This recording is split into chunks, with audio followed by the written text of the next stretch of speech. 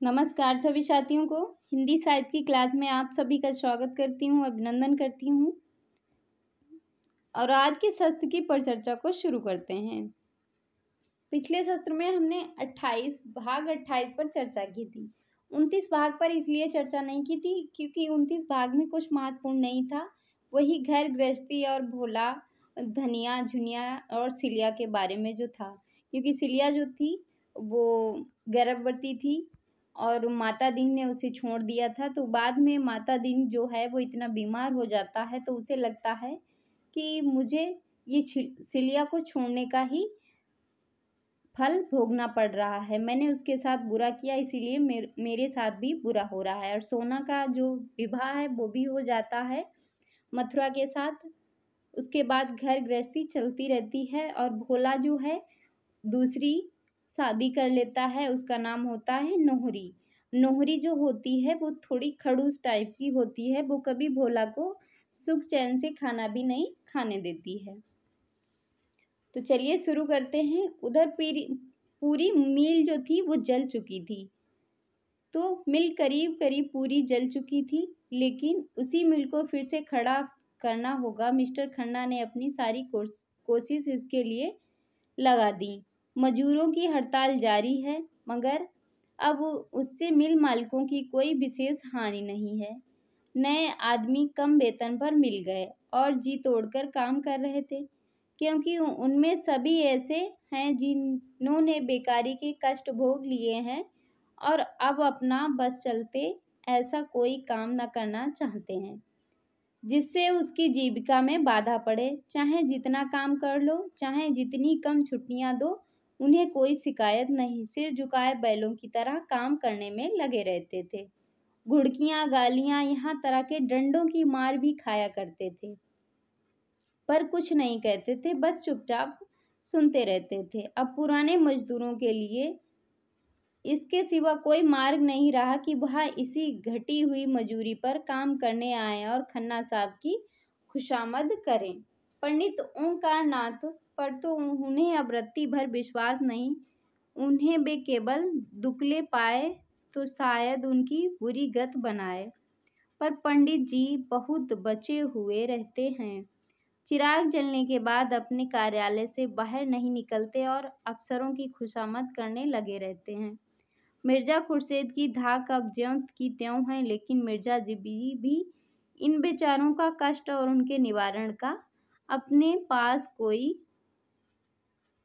उनके पास कोई उपाय न देखकर दिल से चाहते कि सब के सब बेहाल हो जाएं, मगर इसके साथ ही नए आदमियों के कष्टों का ख्याल उनके जिज्ञासुओं का यही कहें। फिर मिस्टर खन्ना ने पुराने आदमियों को फिर से नौकरी के लिए इच्छुक देखा तो और भी अकड़ गए।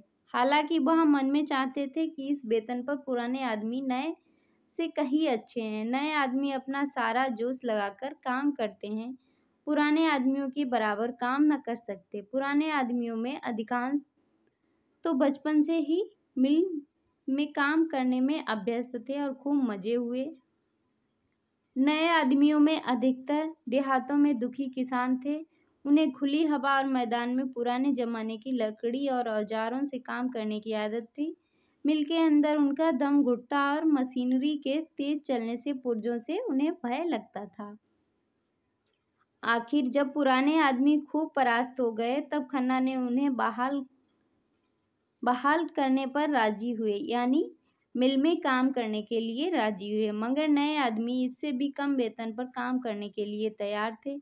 अब डायरेक्टरों के सामने यह सवाल आया कि वह पुरानों को बहाल करें या नए को रहने दें।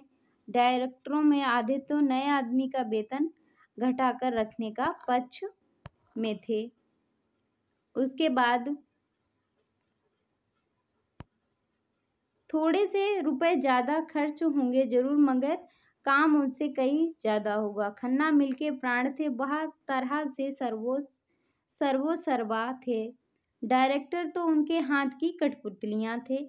निश्चय खन्ना ही उनके हाथों में था। खन्ना के हाथों में ही सब कुछ था। वह अपने मित्रों से नहीं, शस्त्रुओं से इस विषय में सलाह ले रहे हैं। सबसे पहले तो उन्होंने गोविंदी की सलाह ली। जब से मालती की ओर से उन्हें निराशा हो गई और गोविंदी को मालूम हो गया कि मेहता जैसे विद्वान अनुभवी और ज्ञानी आदमी मेरा कितना सम्मान करता है, मुझे किस प्रकार की साधना की आशा रखता है, तब से दंपत्ति में स्नेह फिर से जाग उठा। स्नेह ना कहो मगर साहचर्य तो था कि आपस में वह जलन और अशांति थी, बीच की दीवार टूट गई थी। उसके बाद मालती के रंग ढंग की काया पलट होती जाती थी। मेहता का जीवन अब तक स्वाध्याय और चिंतन में गुजरा था और सब कुछ पढ़ चुकने के बाद भी आत्मवाद और जन्म आना अनात्मकवाद की खूब छानबीन कर लेने पर इसी तत्व तक पहुंच जाते कि प्रवृत्ति और निवृत्ति दोनों के बीच में जो सेवा मार्ग है उसे उसे कर्मयोग ही कहो, वही जीवन का सार्थक कर सकता है। वही जीवन को ऊंचा और पवित्र बना सकता है। किसी सर्वज्ञ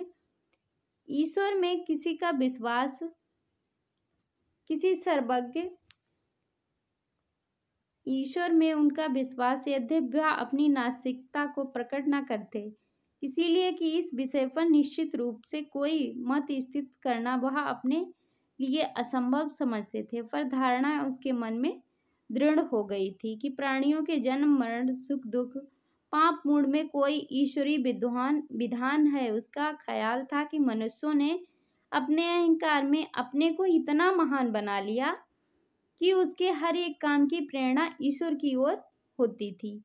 इसी तरह वह टिड्डियां भी ईश्वर के उत्तरदायित्व ठहरती होंगी, जो अपने मार्ग में समुद्र आ जाने पर अरबों की संख्या में नष्ट हो जाती हैं। मगर ईश्वर के यह विधान कितने आज्ञे हैं कि मनुष्य भी नहीं समझ सकते।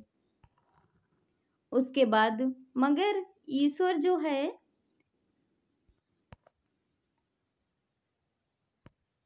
मनुष्य के समझ में नहीं आते, तो उन्हें मानने से ही मनुष्य को क्यों संतोष मिल सकता है। ईश्वर की परिकल्पना यानी कल्पना एक ही उद्देश्य उसकी समझ में आता था और वह मानव जीवन की एकता, एकात्मकवाद, सर्वात्मकवाद, अहिंसा तत्व को वह आध्यात्मिक दृष्टि से नहीं भौतिक दृष्टि से देखते थे। यद्यपि इन तत्वों का इतिहास के किसी काल में आधिपत्य नहीं रहा, फिर भी मनुष्य जाति के सांस्कृतिक विकास में इनका स्थान बड़े महत्व का है। मानव समाज में एकता की महत्ता का दृढ़ विश्वास था, मगर इस विश्वास में उन्हें ईश्वर तत्व को मानने की जरूरत न मालूम होती थी। उनका मानव प्रेम इस आधार पर आलंबित था कि प्राण मात्र में एक आत्मा का निवास है, द्वैत्व और अद्वैत्व व्यवहारिक महत्व के सिवा वह और कोई उपयोग न था। उसके बाद वह व्यवहारिक महत्व के लिए मानव जाति को एक दूसरे के समीप लाना, आपस में भेदभाव को मिटाना, भ्रातृ भाव को दृढ़ करना ही यह एकता है। वह अभियंत्रा उसकी आत्मा में इस तरह की जम गई थी कि उनके लिए कोई आध्यात्मिक आधार नहीं था। उसके बाद मालती जो हैं होरी के गांव, मालती और मेहता होरी के गांव में जाते हैं।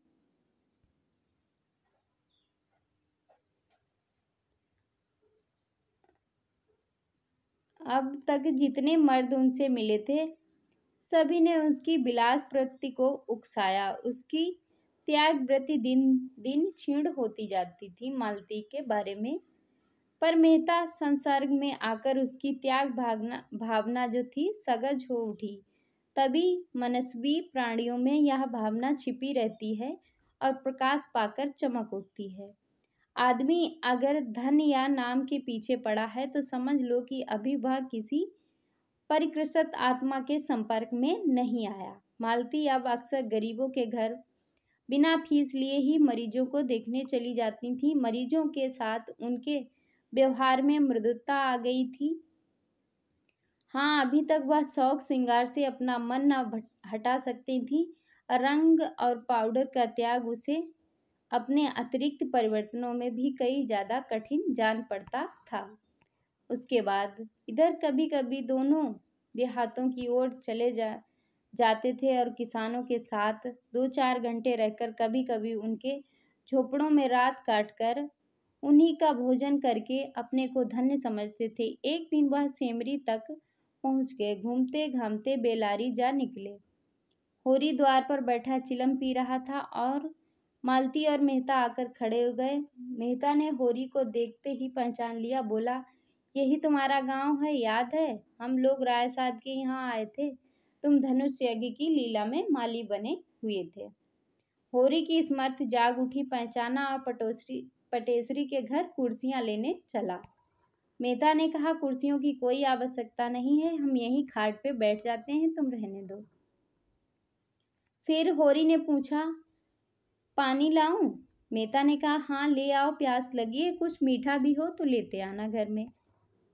होरी घर में मीठा और पानी ले गया। तब तक गांव के बच्चे और आदमियों ने आके मेहता और मालती को घेर लिया। ऐसे देख रहे थे मानो चिड़ियाघर में अनोखे जंतु आ गए हों। सिल्लो जो थी, सिलिया बच्चे को लिए किसी काम से चली आ रही थी। इन दोनों आदमियों को देखकर वह कौतूहल बस ठिठक गई। मालती ने आकर उसके बच्चे को गोद में ले लिया, क्योंकि उसका बच्चा भी हो गया था, और उसे प्यार करती हुई बोली, कितने दिनों का है? सिलिया को जो था वो पता नहीं था। तभी दूसरी औरत ने बोला, 1 साल का हो गया। मालती ने विनोद किया, कितना प्यारा बच्चा है, हमें दे दो। सिल्लो ने गर्व से फूल कर कहा, आप ही का तो है, ले जाओ इसे। आपके साथ रहकर ये आदमी अच्छा आदमी हो जाएगा। गांव की और महिलाएं आ गईं। मालती को होरी के घर में ले गईं। यहाँ मर्दों के सामने मालती से वार्तालाप करने का अवसर उन्हें ना मिलता। मालती ने देखा, खाट बिछी है और उस पर दरी पड़ी हुई है, जो पटेश्वरी के घर से मांगकर आई थी। मालती जाकर बैठी। संतान रक्षा और शिशु पालन की बातें करने लगी। औरतें मन लगाकर सुनती रहीं। धनिया ने कहा, यह सब सफाई और सजम कैसे होगा सरकार? भोजन का तो ठिकाना नहीं है। मालती ने समझाया, सफाई में कुछ खर्च नहीं, केवल थोड़ी सी मेहनत और होशियारी से काम चल सकता है। उसके बाद दुलारी सौहाइन भी वहीं मौजूद थी। पूछा, यह सारी बातें तुम्हें कैसे मालूम है सरकार? आपका तो वो विवाह भी नहीं हुआ है। मालती ने मुस्कुराकर कहा, तुम्हें कैसे मालूम हुआ कि मेरा विवाह नहीं हुआ? सभी स्त्रियों ने मुंह फेरकर मुस्कुराई। पुनिया बोली, भला यह भी छिपा रहता कि मिस साहब मुंह देखते ही पता चल जाता। मालती ने झेपते हुए कहा, इसीलिए विवाह नहीं किया कि आप लोगों की सेवा कैसे करती। सबने एक स्वर में कहा कि धन्य हो सरकार, धन्य हो। सिलिया जो थी, मालती के पैर दाबने लगती है कि आप थक गई होंगी, तो मालती पांव पीछे खींच लेती है, कहती है, नहीं, मैं थकी नहीं हूँ। उसके बाद बच्चों को देखने लगती है, क्योंकि वो डॉक्टर थी। 20-25 बच्चे आते हैं। उनकी मालती जो है उनकी परीक्षा करने लगती है। कई बच्चों की आंखें उठी थी, उनमें आंखों में दवा डाली। अधिकतर बच्चे दुबले थे, जिसका कारण था माता पिता को भोजन अच्छा ना मिलना। मालती को यह जानकर आश्चर्य हुआ कि बहुत कम घरों में दूध होता है। घी के तो सालों दर्शन भी नहीं होते होंगे। मालती ने यह भी उन्हें भोजन करने का महत्व बताया, समझाया, जैसा वह सभी गांव में किया करती थी। उसका जी इसलिए जलता था कि लोग अच्छा भोजन क्यों नहीं करते। उन ग्रामीणों पर क्रोध आ जाता था। क्या तुम्हारा जन्म इसीलिए हुआ है कि तुम मर कर कमाओ और जो कुछ पैदा हो उन्हें खा ना सको? 2-4 बैलों के लिए भोजन है, 2 गाय भैंस के लिए चारा नहीं है? क्यों ये लोग भोजन को जीवन को मुख्य वस्तु न समझकर उसे केवल प्राण रक्षा की वस्तु समझते हैं? क्यों सरकार से नहीं कहते कि नाम मात्र के ब्याज पर रुपए दे कर उन्हें खुदखोर महाजनों के पंजों से बचाएं? उसके बाद कमाई का बड़ा ही भाग महाजनों का कर्ज चुकाने में खर्च हो जाता था।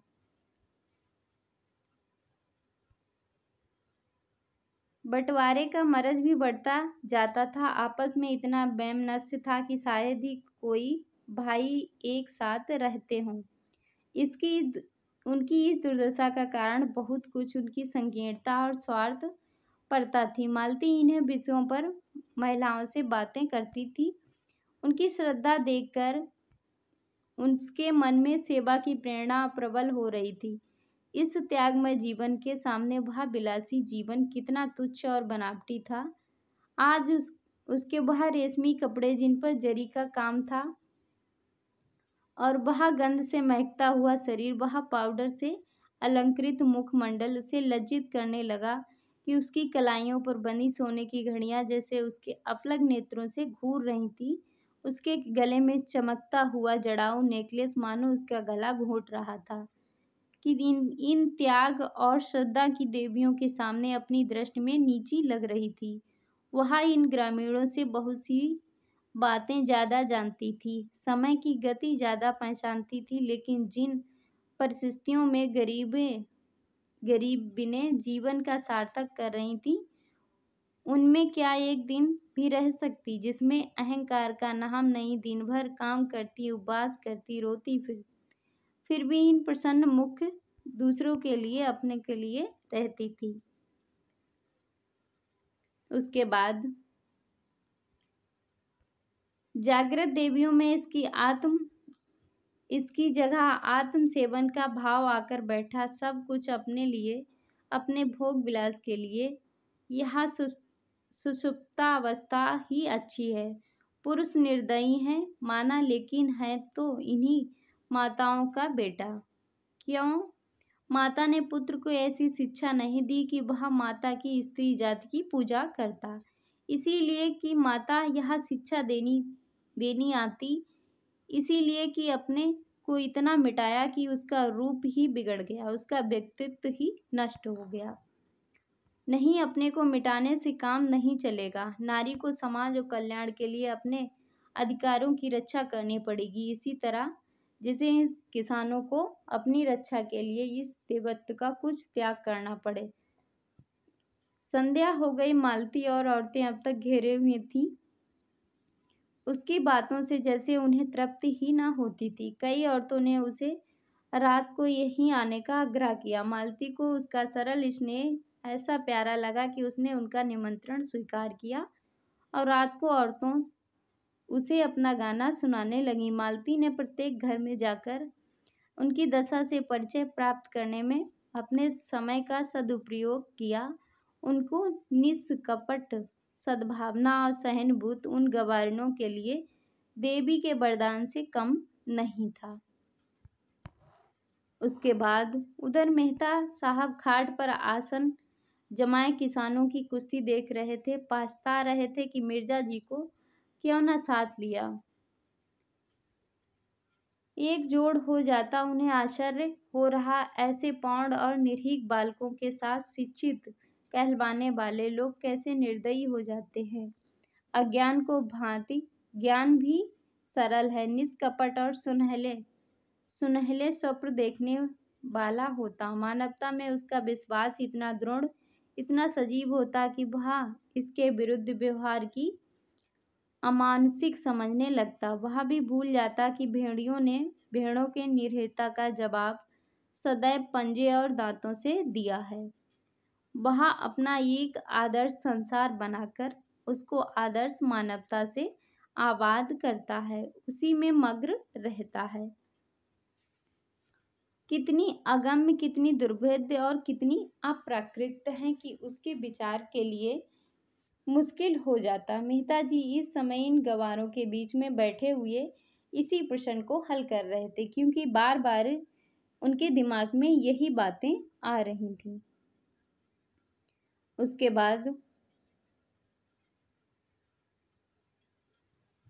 बाद वह इस सत्य से आंखें मिलाने का साहस न कर सकते थे कि इनका देवत्व ही इनकी दुर्दशा का कारण है। काश ये आदमी ज़्यादा देवता कम होते तो ये ठुकराए ना जाते। देश में कुछ भी हो, क्रांति क्यों ना आ जाए, इससे कोई मतलब नहीं। कोई दल के सामने उनके सामने सबल रूप में आ जाए, उसके सामने सिर झुकाने को तैयार रहते थे। उसके बाद उनकी आत्मा में जैसे चारों ओर से निराश होकर वह अपने अंदर की टांगें तोड़कर बैठ गई, उसमें जीवन को चेतना के लुप्त हो गई। उसके बाद संध्या हो गई। जो लोग अब तक खेतों में काम कर रहे थे वे दौड़े चले आ रहे थे। उसी समय मेहता मालती को गांव की कई औरतों के साथ इस तल्लीन होकर एक बच्चे को गोद में लिया देखा मानो वह उन्हीं में से एक है। मेहता का हृदय आनंद से गदगद हो उठा। मालती ने एक प्रकार से अपने को मेहता में अर्पण कर दिया था। इस विषय में मेहता को अब कोई संदेह ना था, मगर अभी तक उनके हृदय में मालती के प्रति वह उत्कृष्ट भावना जागृत ना हुई थी जिसके बिना विवाह का प्रस्ताव करना उसके लिए हास्यजनक था। मालती बिन बुलाए मेहमान की भांति उसके द्वार पर आ खड़ी हो गई और मेहता ने उसका स्वागत किया था। इसमें प्रेम का भाव ना था, केवल पुरुषार्थ का भाव था। अगर मालती उन्हें इस योग्य समझती कि उन पर अपनी कृपा दृष्टि फेरे तो मेहता उसकी कृपा को अस्वीकार न कर सकते। इसके साथ वह मालती को गोविंदी के रास्ते से हटा देना चाहते थे और वह जानते थे कि मालती जब तक उनके पांव न जमा लेगी वह पिछला पांव न उठाएगी। मालती के साथ छल करके वह नीचता का परिचय दे रहे और उसके लिए उसकी आत्मा उन्हें बार बार धिक्कार करती रही, मगर ज्यों-ज्यों वह मालती को निकट से देखते उनके मन में आकर्षण बढ़ता जाता था। उसके बाद रूप का आकर्षण तो उन पर कोई असर ना करता, वह गुण का आकर्षण था। वह जानते कि जिसे सच्चा प्रेम कह सकते हैं वह केवल एक बंधन में बंध जाने के बाद ही पैदा हो सकता है। इसके पहले जो प्रेम होता है वह तो रूप को आसक्ति मात्र है जिसका कोई टिकाव नहीं, मगर इसके पहले यह निश्चय तो कर लेना ही था कि जो पत्थर सहचर के खाद पर चढ़ेगा उसमें खरादे जाने की क्षमता है या नहीं है। सभी पत्थर तो खराद पर चढ़कर सुंदर मूर्तियां नहीं बन जाते हैं। इतने दिनों में मालती ने उसके हृदय में भिन्न भागों में अपनी रश्मियां डाली थी, पर अभी तक केंद्रित होकर उसे ज्वाला के रूप में न फूट पड़ी थी जिससे उनका सारा अस्त जल प्रज्वलित हो जाता।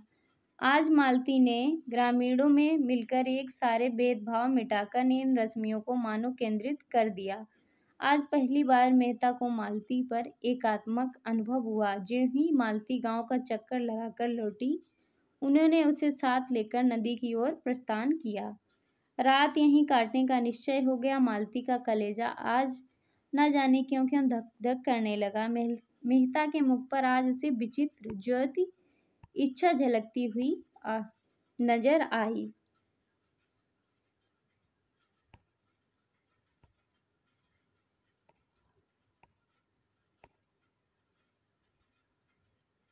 वहां बाहर निकल कर आए क्योंकि नदी में तैरने के लिए गए थे। आस पास बड़ी दूर तक झाऊ का जंगल खड़ा था। मेहता ने जेब से चाकू निकाला और बहुत सी टहनियां काटकर जमा की। कगार पर सरपत के जूटे खड़े थे। ऊपर चढ़कर सरपत का एक गट्ठा काटा लाए और वहीं बालू के फर्श पर बैठकर सरपत की रस्सी बांटने लगे। ऐसे प्रसन्न थे मानो स्वर्गारोहण की तैयारी कर रहे हैं।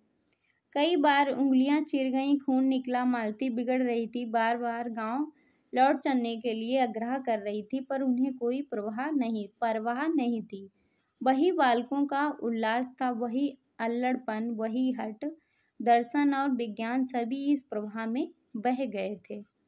रस्सी तैयार हो गई। झाऊ का बड़ा सा तख्ता बना। टहनियां दोनों सिरों पर रस्सी जोड़ दिए। इसके छिद्रों में झाऊ की टहनियां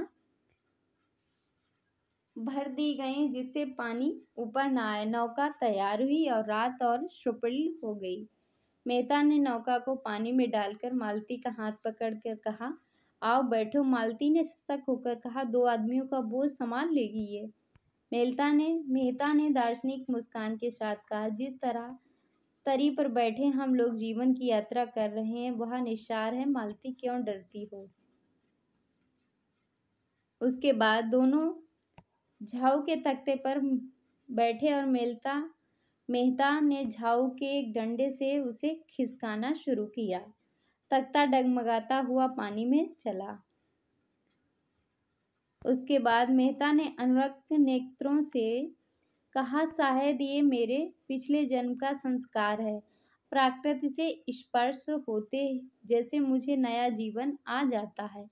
नस नस में स्फूर्ति दौड़ने लगती है। एक एक पक्षी, एक एक पशु जैसे मुझे आनंद निमंत्रण देता हुआ जान पड़ता है, मानो भूले हुए सुखों की याद दिला रहा हो। यह आनंद मुझे और कहीं नहीं मिलता मालती, संगीत को रुलाने वालों स्वरों में भी नहीं, दर्शन की ऊंची उड़ानों में भी नहीं। जैसे ये सब मेरे सगे हों, प्रकृति के बीच आकर मैं जैसे अपने आप को पा जाता हूँ, जैसे पक्षी अपने घोंसले में आकर जाएं।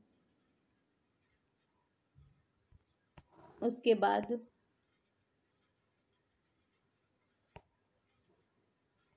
ये महत्वपूर्ण नहीं है यहाँ पे।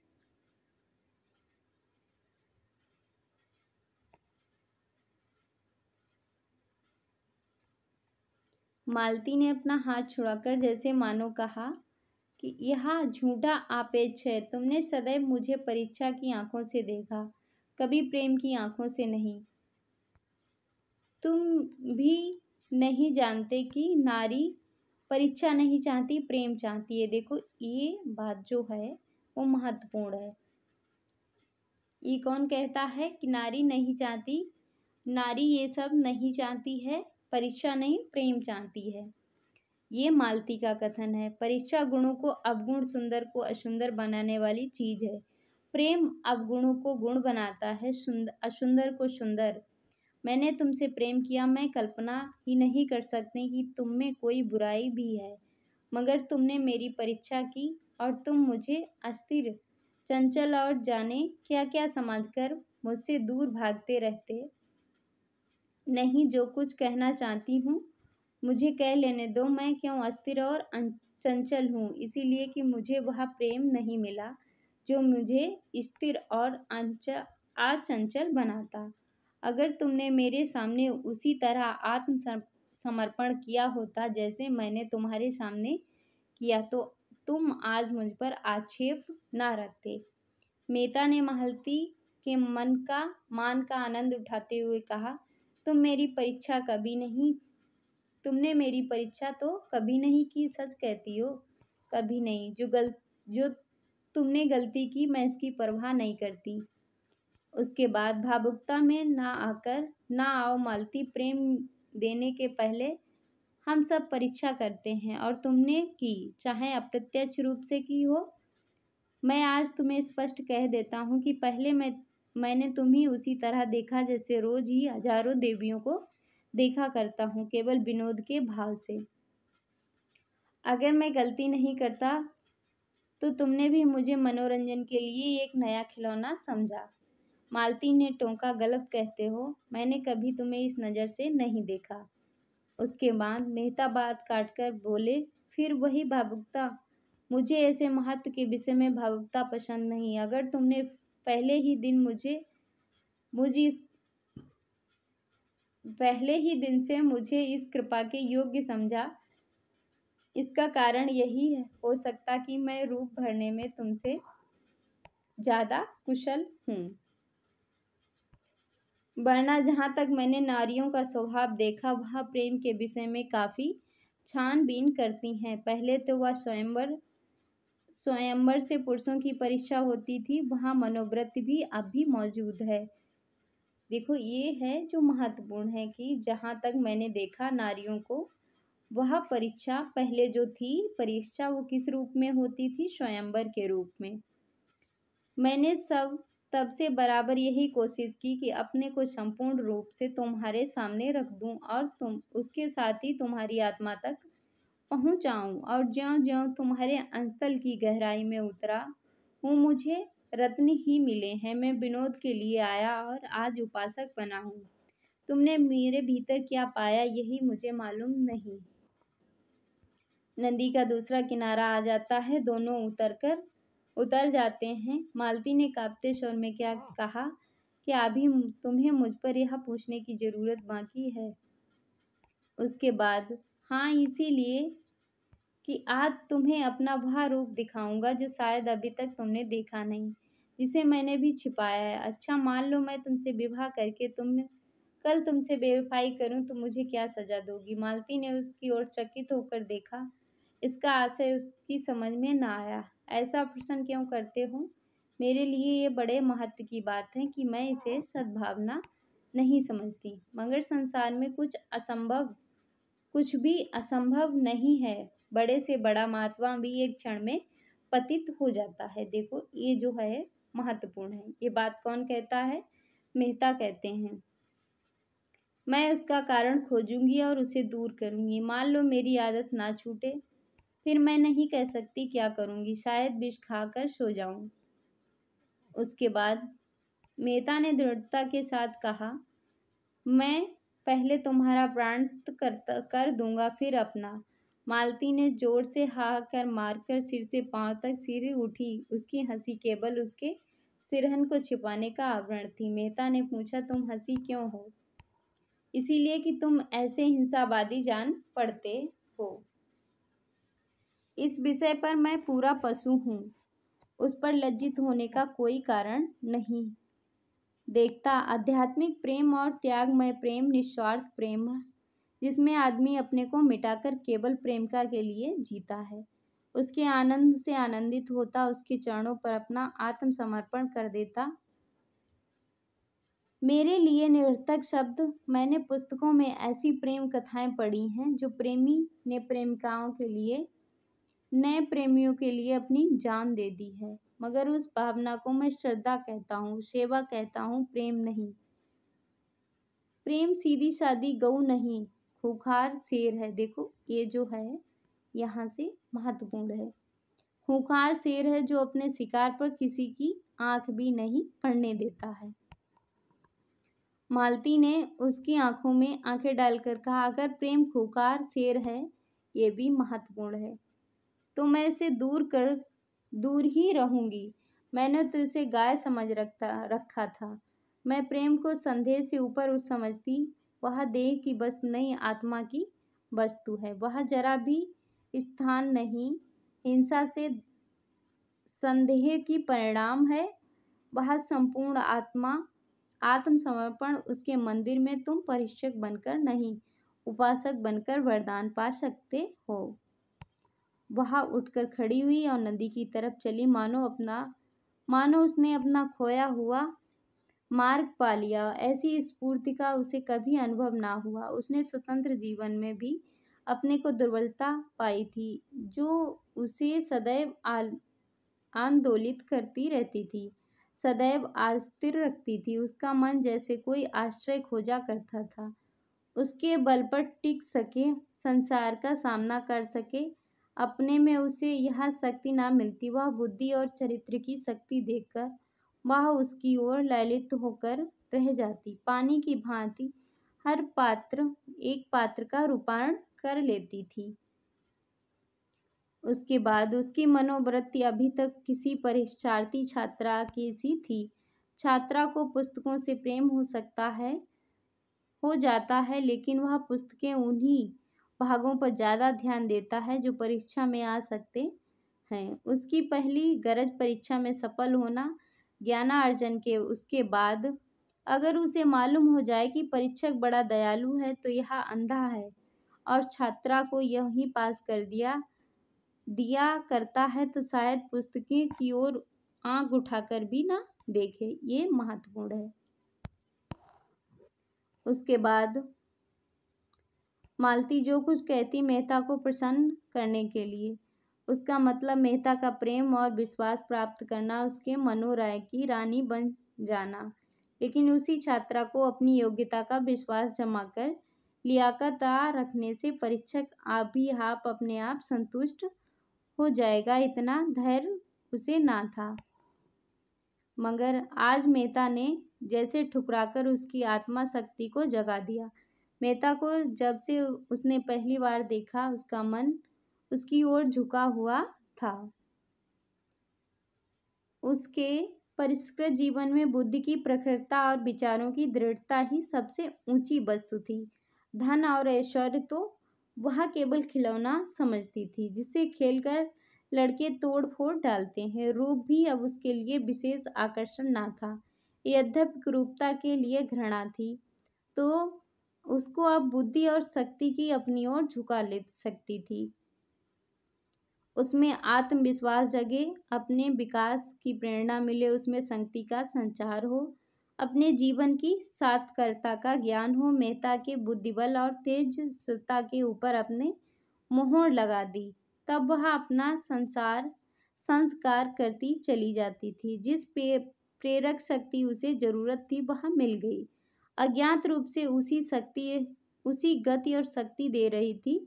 जीवन का नया आदर्श जो उसके सामने आ गया था, वहां अपने को उसके समीप पहुंचने की चेष्टा करती हुई, सफलता का अनुभव करती हुई दिन की कल्पना कर रही थी।